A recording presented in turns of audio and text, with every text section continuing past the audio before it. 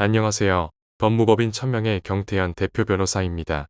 피상속인으로부터 특별히 재산을 증여받은 상속인이 있다면 공동상속인들은 상속 개시 이후에 증여를 받은 상속인에 대해 유류분반 청구 소송을 제기할 수 있습니다.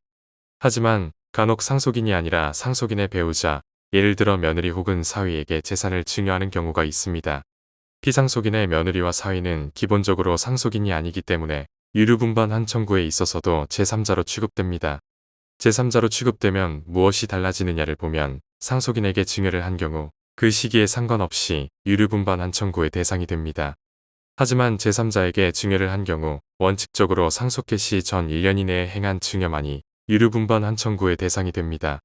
따라서 아들에게 증여를 하고자 할 때 아들이 아닌 며느리에게 증여를 하여 추후 유류분반 청구를 피하려 하는 경우가 발생하는 것이지요.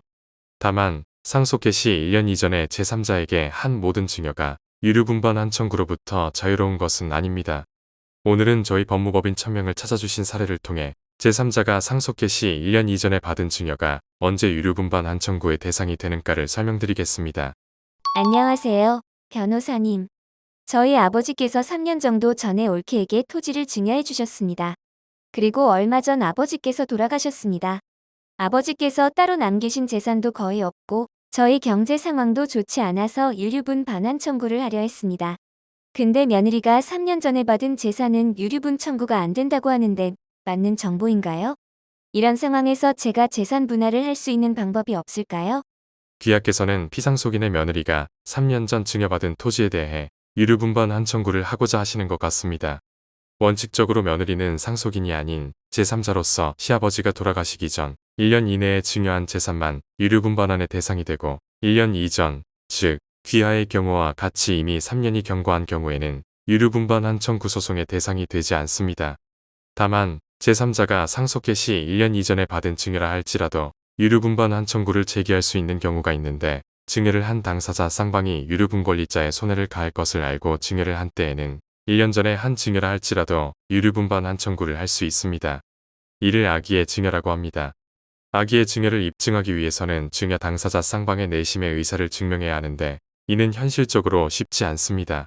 따라서 실무에서는 통상 증여 당시 피상속인의 전체 재산 중 절반 이상에 이르는 과도한 재산이 증여된 경우 증여 이후 남은 피상속인의 재산 규모 등을 고려하여 악의의 증여에 해당하는지 여부를 판단하게 됩니다. 앞서 설명드린 내용은 며느리가 받은 증여를 제3자에 대한 증여라고 보는 경우에 유류분반 청구에 관한 내용입니다. 이 이외에도 며느리에게 한 증여를 예외적으로 상속인의 특별수익이라고 보는 경우도 존재합니다.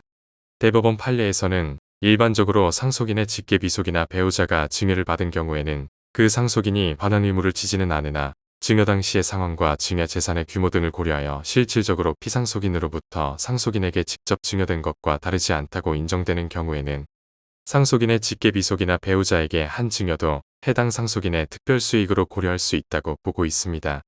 따라서 귀하께서 피상속인으로부터 별다른 증여나 상속을 받지 못하셨다면 위 사항들을 적극적으로 주장하셔서 유류분반 청구 소송을 진행하셔야 할 것입니다.